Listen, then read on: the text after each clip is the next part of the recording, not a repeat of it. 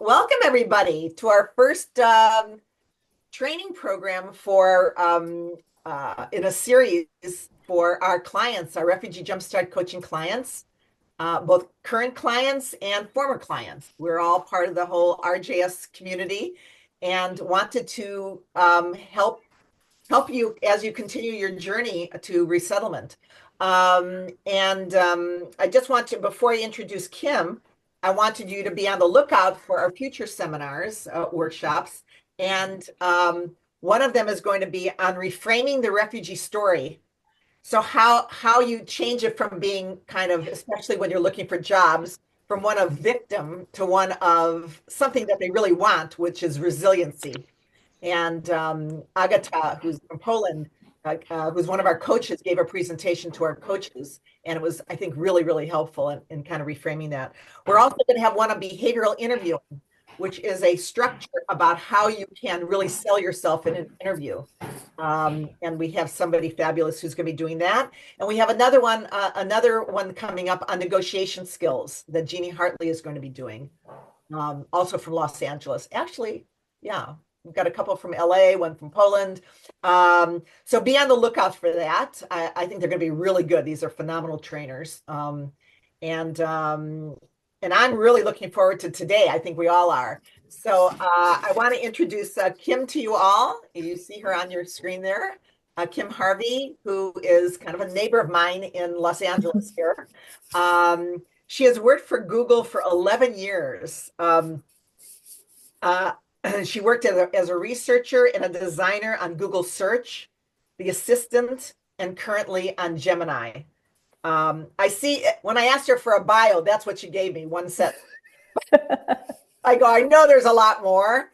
And I looked, and she's also a senior UX designer at Google DeepMind, which I have no idea what DeepMind is, and I have no idea what UK designer is, but I think she might hopefully share that with us.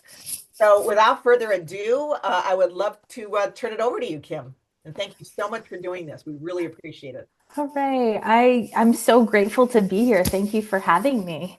And thanks everybody for coming today. And also a special thank you for those who filled out the form and gave details about what you wanted to learn about today.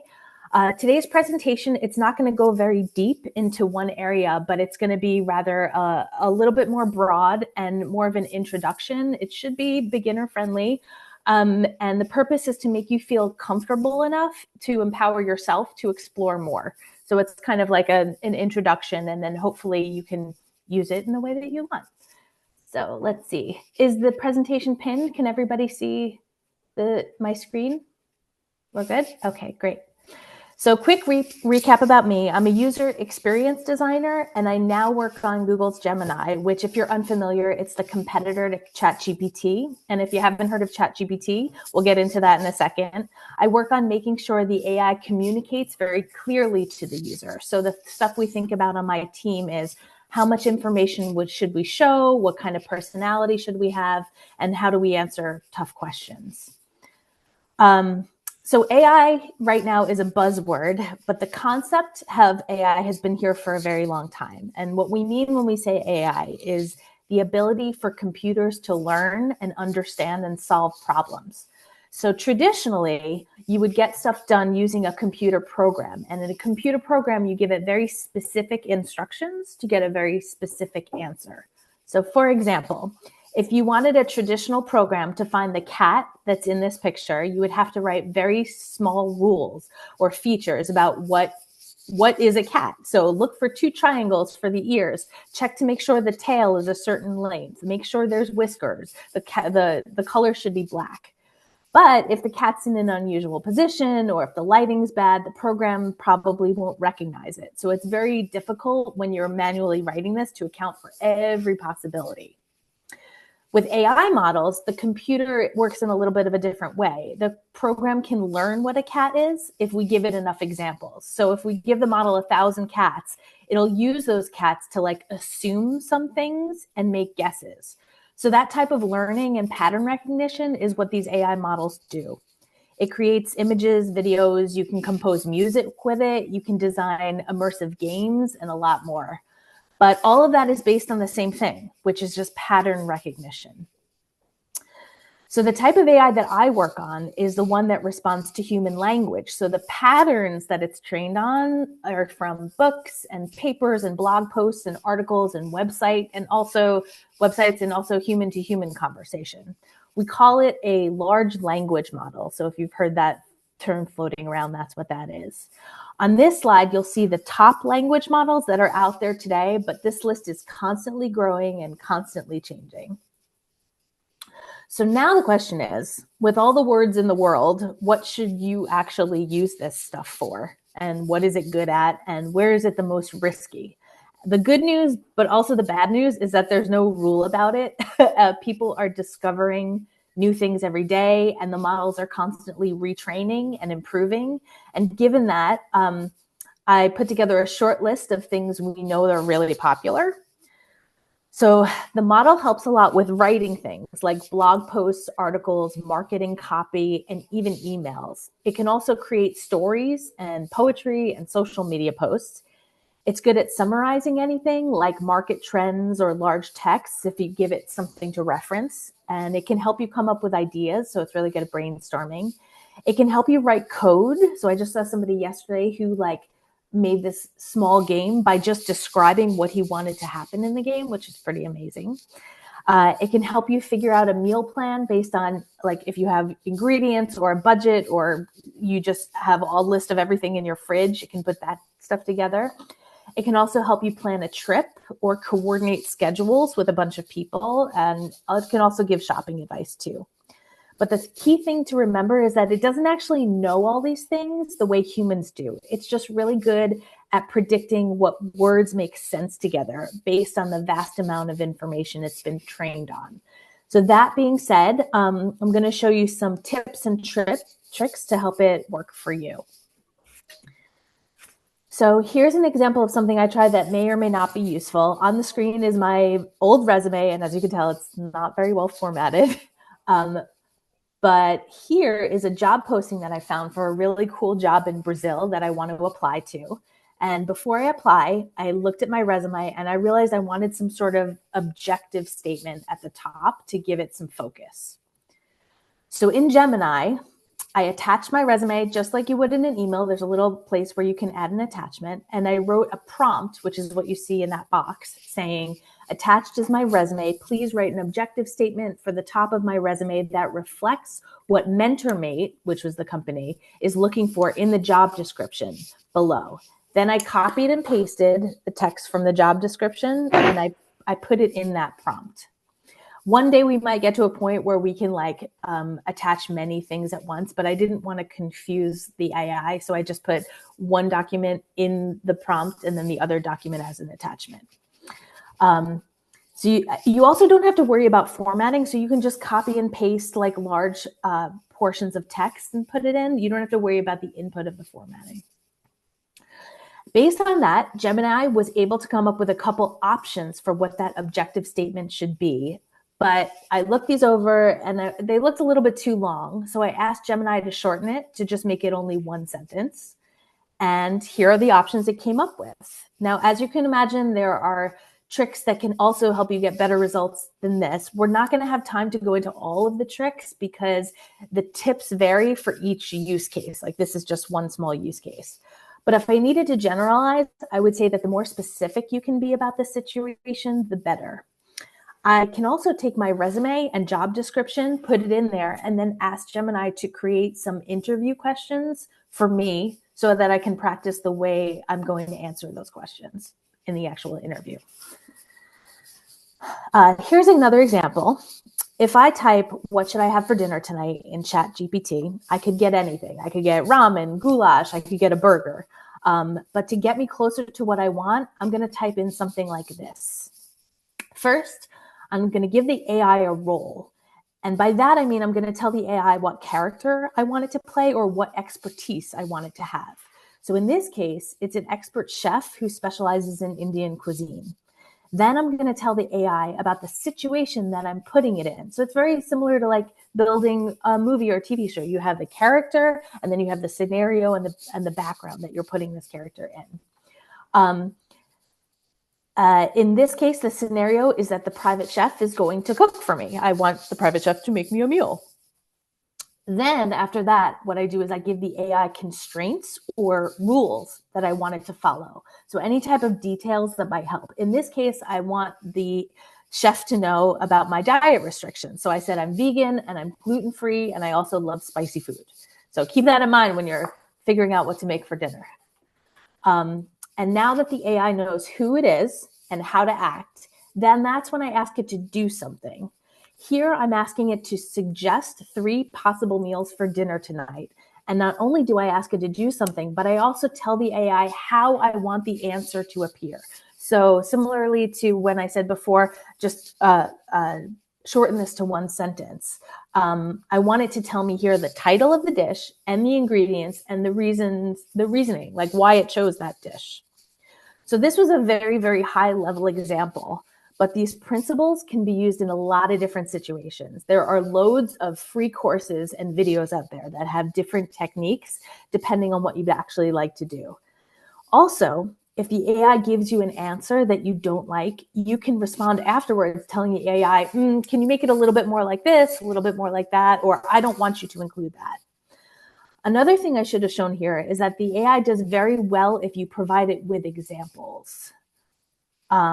So in this screen, you can see that like I'm asking for names, but I gave it examples of the types of names I'm looking for. I usually say give it between like 2 and 5 examples for like a really good sweet spot. So hopefully that should help as well. Sometimes we can use punctuation to make things stand out. So like you just saw in the personal chef example, I put number signs around the sections that I wanted to be titles. And if I wanted to include a piece of text, I would put quotes around it to make sure that the AI knows like this section is going to be different. And just like with words, when it comes to images, the more detail we can give, the better. So in this example, I described the objects in the scene and also the style. And look at the difference in what it generated on its own with just that 1 sentence about playing music. I really like to look at libraries of pictures and examples from other people because not only can you see the output, like what the AI made, but you can also see what the prompt is and how they got there. And that can help you make your own prompts in a better way. There are some examples where the AI itself will help you reframe it. They'll see a prompt and they'll be like, can I help you make this a little bit better, more directed? So you can use the AI to help improve the prompting as well. What I encourage you to do is that, I work on this all day, every day, and the first output, like the first time I give a prompt and get something back is never usually perfect. So I'm always iterating and always trying new things. And the more you try it, the more you can figure out where the boundaries are. So how are these models being used in the real world? And not just for individuals. In commerce, AI is recognizing spending patterns. In finance, they might be tracking patterns to detect fraud or recommend stock trades with something like a robo-vestor, which is a robot investor. The sector that I'm really excited about is medicine because the pattern recognition can be used to detect diseases or abnormalities that are invisible to the human eye. And in manufacturing, it can predict when machines will need maintenance. Education is going to be really interesting. I've heard some college professors recently who've been using AI as a teaching assistant to provide personalized support to each student after the lesson's over. There's a lot of potential, but like someone brought up in the form, there are definitely some concerns and ethical concerns we have to take into account, and I'm going to go into those in a bit. But before I do, I wanted to touch on the industries that a few people in the forum were curious about. So I'm going to touch on humanitarian work, social work, and environmental work. It's impossible to summarize all the ways AI is being used in all these sectors. So instead, I'm going to give you 3 examples from each industry, just so you can get an idea. So let's see. So as we talked about before, AI is really good at interpreting massive amounts of data. So when it comes to humanitarian efforts, it works best with disaster preparedness, early warnings, and relief coordination. So on the left is Google's flood forecasting software that can predict a flood up to a week in advance and then share it with public alerts. In the middle is a company called One Concern, which helps determine rapid damage estimates after earthquakes or floods, helping responders prioritize resources. And on the right is a company called Data Miner, which gives humanitarian groups instant alerts about disasters, outbreaks, and conflicts by analyzing public data, what's out there. It provides early warnings and improves response times. In social work, AI is used to enhance a lot of efficiency process and improve service delivery. So there's a company called Upheal that automates the creation of progress notes from recorded counseling sessions to take care of a lot of the admin tasks and also to minimize burnout for social workers. Thorn is a nonprofit that creates products that combat child sexual abuse at scale. And I also found out that the crisis text line, even though it's human to human calls, it actually uses AI to prioritize incoming texts and calls to push up the ones from people who appear to be the most high risk or the most in danger. And finally, for the environment, AI can help measure data that impacts climate change, deforestation, and pollution. So for example, CleanHub uses AI to help track plastic waste and sort it. Space intelligence is another one that uses AI to analyze satellite images and track environmental changes that help monitor forests, ecosystem, and land use. And there's also a platform called Wildbook from this company WildMeat, which uses machine learning to identify individual animals and help keep track of species populations, where they're migrating to, things like that. Again, all of these are just scratching the surface of how AI can help make sense of massive amounts of information, and I encourage you to look out for more. But like we said before, as you can probably tell, not everything is wonderful and great. There are definitely some serious risks when it comes to AI. So for one, these systems, especially the really big ones, use a ton of energy and computing power, which takes its toll on the environment. And the given state of renewable energy today is not that great. I saw one estimate that said that a single query is the equivalent to turning on a typical household light bulb for roughly 2 to 3 minutes. Because it takes a lot of expensive computing power to get these AIs to work, there are only a few big companies or groups that have so much control over these very powerful AI tools, which can cause a monopoly. Next, the quality of the models really does depend on what you use to train it. I used AI a lot in this presentation, but for each fact, I checked it with 3 different AIs, and then I went back to Google search and I double checked that the information I was getting from the AI was actually correct.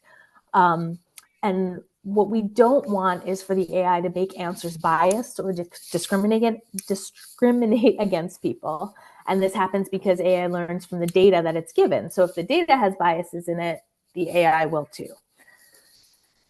And lastly, we can't control with 100% certainty what the AI is going to create. So some of you might be familiar with the term hallucination, which is a fancy way to say that AI makes something appear as fact, even though it's incorrect. Sometimes it can be funny, but it does have the potential to be harmful and dangerous, which is why we have a lot of groups trying to figure out policies and practices that can make this AI safer for everyone. So that's kind of an overall summary of what I have prepared today. Again, this presentation was not meant to tell you absolutely everything about AI, but just meant to make the subject and the technology seem a little bit more approachable. And I'm including a link to the notes I used to make this presentation. So hopefully that helps if you want to dig into anything more. And that's what I've got. I'm happy to answer questions if we want to turn this into a conversation. That would be great. Oh, Bev, it looks like you're on mute. I think I would have learned that by now. Yeah. Do you want to stop sharing so we could see everybody? Sure. And then I think maybe people, if they could raise their hands or put it in chat so that we could get all your questions out. So why don't we do that? Paul, have a question, Beth. Okay, Paul? Yeah. Hi, Kimberly. What I find really hard to navigate, I know ChatGPT, but there are so many programs doing like really specific things, and I find it really difficult to find the right one for the task that I have, like making a picture or making a sample video. is there like a platform or a way I can use ChatGPT, for example, for in helping me find the correct program for me? Because there are so many variations, making music and stuff like that. Yes, there are so many variations. So the way I find programs is I use a combination of going on like two of the major ones. So I can go back to the slide where we have all of the major, these guys. I'll go on one or two of these, and then I'll ask it to find, let's say, like the best music producer or composer AI that's out there. And then I'll see like, okay, well, Claude said these three names, and also Perplexity also said these three names. So I'm going to check out those first. Yeah. And then I'll play around with them and see if they work. It's a little bit of fact finding. Especially because this stuff is changing every day. And it's almost a good thing that there's no one source of truth, because that source of truth would be changing all the time. So in the same way, in order to find out like how to read the news, you might read a couple different sources and then from there find out where the truth is. You kind of have to look at a couple different AIs and also like traditional search engines and find out what everybody's talking about and then try those to see if they work. Yeah. Thanks. I wish it was easier. No, but this already helps give me a structure. Thanks. Yes, of course.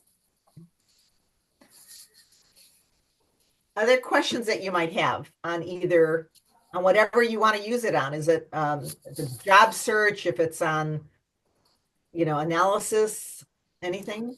You can also ask me if you're not sure if AI would be useful, and I can tell you if it's useful. So if you're like, I don't know, can AI like put my kids to bed or clean my house? I can answer that for you. And if you don't want to speak up, feel free to drop the question in the chat as well. I do have a question. Sometimes when people write me, it is so clearly, and I see it on CVs and I see it on emails, it's so clearly AI. And then I wonder, do they really know what they're talking about, or did AI make it sound good? Is there a way, and I've noticed, I'm sorry, Hussein, can I use you an example? When he was first using AI, he's great with AI. It was like, oh, this is white bread. It's so clearly AI, fix it. I don't know. But now he's so good.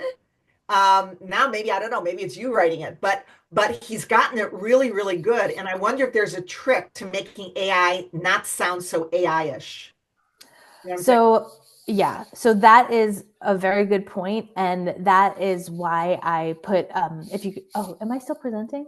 I forgot. Oh. No, I'm not. I'm looking at my own presentation. So the good thing about AI is that the more detail you give it about how to act and what to write, the better the answer is going to be. If you don't give it any direction, it's kind of like a search. So if you type in like cat, it's going to give you everything. But if you type in a very specific type of thing that you want and what you want it to be, that can help a lot with the way it writes. You can also give it different styles. Mm-hmm. There's also something that might be a little risky, whereas if you've written things in the past that you really are proud of, you can ask AI to write something in a style and then provide examples of what you've done before and say, like, write this and pretend you're me and see what it comes up with.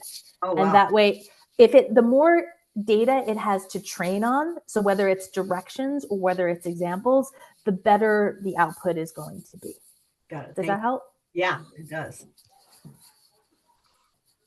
I just saw an example the other day where somebody was on vacation and they came back, and because of the AI they were using, they asked the AI to look through all of their emails and figure out which ones were the ones that were most important, and they need to respond to those first. And then it asked AI to craft a response based on the way this person usually wrote emails. Now, that's a lot of agency that the AI was given and power to say, like, you're looking over all of my personal emails and you're also writing something as if you were me. But for this person, it worked. So, yeah. Great. Don, I see your hands up. Yeah, yes. Thank you. Can you hear me? Yes, yeah. Perfectly. But we can hear you. Yeah. All right. Okay. I would like to ask about AI. Of course, how can you train your own AI, like training your own AI from scratch? Like because I've been really using some AI models, and you may find out that they're not really for free. Some of them are not really for free. So how can you train? I'm trying to do some research on that so that one day I may be able to create my own AI. How can you do that? So I've never created my own AI, but I have worked with something. So if you go into Gemini, the one that I've worked with the most is something called a gem. So it takes the main AI model, and then on top of it, it allows you to put in a bunch of training data yourself. So it's not creating an AI from scratch, but it's saying like the AI that's out there already is your baseline, and then from there, put in as much stuff as you want to train it in a different way. I'm sure that there have to be models out there where people are using AI in a more personal way, but unfortunately, I don't have a lot of experiences with the ones that are being built from scratch, because the amount of training data just for the stuff that I'm using it for, it's just a lot. But I'm sure it's out there. It has to be, because that's how we've gotten so many models so far. My understanding was when you purchased the chat GPT, maybe $8 a month or whatever we're paying, that it doesn't go to the rest of the internet, and it's just our stuff. So for an example, we put all Refugee Jumpstart all in that. And if we're applying for a grant, we say, here are the questions, and sometimes they'll pull from our strategic plan and our budget and all that kind of stuff. And nobody else has access to it but us. Is that right? And is that what? Yeah, absolutely. So there's your example. Yeah. Unfortunately, I don't have a lot of experience with it, but yeah. Okay. Sure.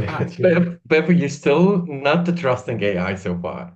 You're still not trusting AI. You're still not trusting AI. We don't, not completely, not completely. Trust and verify, I guess. Bara? Yes. There you go. Hi, everyone. So Hi. maybe my question is like, I usually write a cover letter, and I'm like, I think I have a good knowledge how to prepare an application, but because I've been like out of, let's say, the job market for a while, I feel like I'm not up to date with the trends in the job market in a specific sector. So would like AI help me identify these trends and know maybe as employers or HR, or even the example that Bev mentioned, like if you're applying to a grant, would AI help me know the trends in the funding landscape or in the job market landscape? Definitely. In fact, that's exactly how I found the examples for the humanitarian uses of AI and social work and environment. What I did is I used something in both ChatGPT and Gemini called deep research. And deep research, it's kind of like what you would do in Google search if you had 4 days, but you don't have 4 days. And so you tell it exactly what you want to find, how current you want the examples to be. And you can also say, like, if you have examples of sources, that would be really good. And you can ask it to give you a summary of what the current trends are. An interesting question is, you said you've been out of the job market for a while. So for example, like, I don't know if AI is the place where, let's say in your industry, people don't use cover letters anymore. I don't know if AI can tell you that, because that might be very specific to like the type of company that you're applying to. But it might be helpful if resumes are formatted differently in your industry now than they were 5 years ago. It should be helpful at finding that, because assuming that people are applying for jobs all the time, there should be up-to-date examples. But I wouldn't be afraid of asking. Just don't take it as the only place to look for it. I would use it as a starting point, and then from there, investigate other places. Okay. Does that help? Yeah, sort of. Like my other question is, can I use it? And I know now there are many tools, but like for example, the main chat like ChatGPT or Gemini AI to help me in organizing. Like now, I'm also struggling in time management. And sometimes I feel like I need someone to organize all my commitments into a schedule. So can it be used for that? 100%. I use it for that all the time. So the model that is unpaid, the problem is you just have to tell it all the things that you're doing and it'll organize it into a schedule. For a long time, I worked on the part of this, which is about trip planning. So you tell them, these are all the people that are going on the trip. Here's everybody. Like, this person can't walk too far. This person can't do this. Here are the things we want to do. Here's the time frame we have. Do it, and and it'll push out a schedule. So yeah, the more details you can, the better. It's also really good. Like the more places you have to look, if you show it all those places, it'll be able to summarize it and make a coherent story for that too. So yes, I would highly recommend it for organizing and delegating and prioritizing. It's good at that too. Okay, by showing the places, like you mean sharing links of maybe calendar or something like that? I don't know if you can share an actual calendar, but we'd have to play around with it. Maybe this is something I can do offline, but if there is a way for it to see your calendar. So I know that the Microsoft AI can look directly at the calendar, but I just have to look into that a little bit more. Yeah, actually, I noticed that my Microsoft calendar now gives me kind of a percentage of, for example, the meeting time that I'm doing for the week. But yeah, I want something, because I have a Microsoft account and a Google account. I want something that brings everything into one place. Yeah, that is tough because you'd have to have a company get access to both. So I think you might have to manually provide access to both within an AI. I don't think it can just like do it automatically because they're part of two different companies, which is fine. It's just an extra step. Thank you. Excuse me. I see that we've got just a few more minutes left and we've got a couple more hands up here. Thank you for that question, Laura. Daniel, do you have a question? Hi there. Hi, thank you so much for the intro into AI. So my question is around the ethical considerations. Given that we do feed AI with this all our data, our information, how safe is this beyond our confine? Like, can this data be accessed by any other person beyond our reach? Like something to do with the data privacy? Is there something that's ethical that we need to know in terms of feeding it with our personal information as well? For example, you may feed it with your maybe biodata and all that. How safe is it beyond your reach? There's no way to tell how safe it is in the same way that there's no way to tell how safe Google search can be. But depending on the AI, there will be certain, like you can read about the legal, you can read about what you're agreeing to when you put your information into the AI. For example, Bev just said that the information for her company is not being shared with like the global AI that's out there. It's just used for her. So there's a borderline there. Whereas the recipe example that I just gave you, that can be used for data training for the larger AI. But yes, that is an ethical concern. I don't think anybody has found the answer to it yet. But it is something that a lot of people are working on. We have a lot of policymakers that are trying to figure out how to regulate this right now.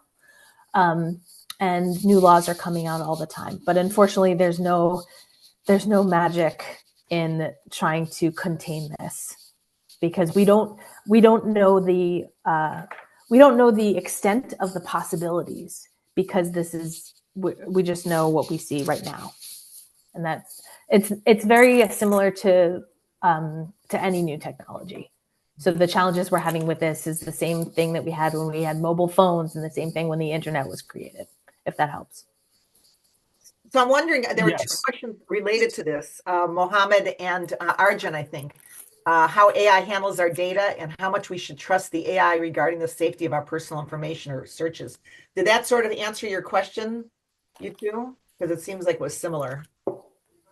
Feel free to pipe in, Arjun or Mohammed, if you want to ask anything different. Yes, that answered it. Okay. I have one question, Bev and Kim. It's regarding coaching, that what we are doing at Refugee Jumpstart. and I've seen it's like plenty of now modules is AI coaching and mentoring for human being, which it scares me to be honest. And today's morning, I was today in this when we spoke Yeah. about Sesame, it's a new website, a new AI, and she has a really humanized module voice where she can react and laugh and it scares me, really scares me. So I'm wondering is there any restriction for that and how or could maybe it's like AI lead to dangerous advice in in the coaching world, and there maybe in the future we're gonna have some policies where we can restrict AI to deal with a certain stuff, not with the human to human, like what I had in this morning. It was like she was asking me really personal questions, and it was wow, okay, you're not my girlfriend. It's like, well, I might be. And this is the first time that I'm hearing it from AI. Oh, It's called Sesame. It's Sesame. It's called Sesame. Like that's everyone try it. Yeah. So it's like I wasn't scared, and then I was me and Paul in the car and we were speaking about it and she was laughing. So it scares me really. So yeah, I just wanted to say that and say maybe if there any restriction that the companies will put on AI in terms of coaching or trauma coaching or maybe it's like psychological things, mental health. Yeah. Yeah. So when the AI recommends something, so there have been, unfortunately, there was an example of a child that spoke to an AI because they were thinking of committing suicide, and the child actually did. And the mother right now is in a court legal battle because she believes the AI is responsible for what happened to her child. So there will be hopefully very serious repercussions if people rely emotionally on the AI. What we recommend right now is the AI is not a replacement for human to human connection. It should be like an accessory, like another tool that you use. So I would never think that a human coach could be replaced, but I believe that the AI can help you make your coaching better.